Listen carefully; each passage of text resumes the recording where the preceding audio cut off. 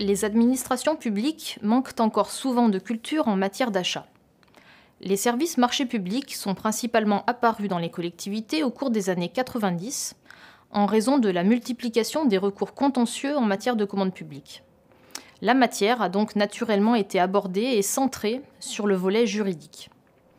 Le contexte économique contraint aujourd'hui les acheteurs publics, en particulier les collectivités territoriales, à poursuivre prioritairement un objectif d'efficacité économique et de rationalisation.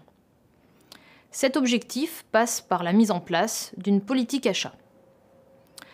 Concernant l'évaluation de la performance achat, l'acheteur doit mesurer, premièrement, le degré de concurrence. Combien d'entreprises ont-elles téléchargé le dossier? Combien ont-elles soumissionné? Deuxièmement, la clarté du cahier des charges. Combien d'entreprises ont-elles dû interroger l'acheteur au cours de la mise en concurrence pour se faire préciser des points du dossier? L'acheteur a-t-il dû corriger ou amender son cahier des charges au cours de la consultation? Le contrat a-t-il nécessité une mise au point avant signature? Troisièmement, l'évaluation financière.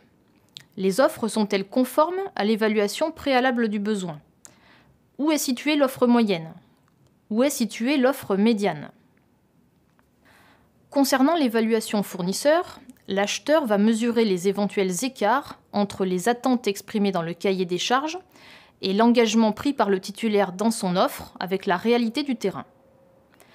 Il va ensuite faire part régulièrement à son fournisseur de ce qui lui donne satisfaction, mais aussi des aspects négatifs.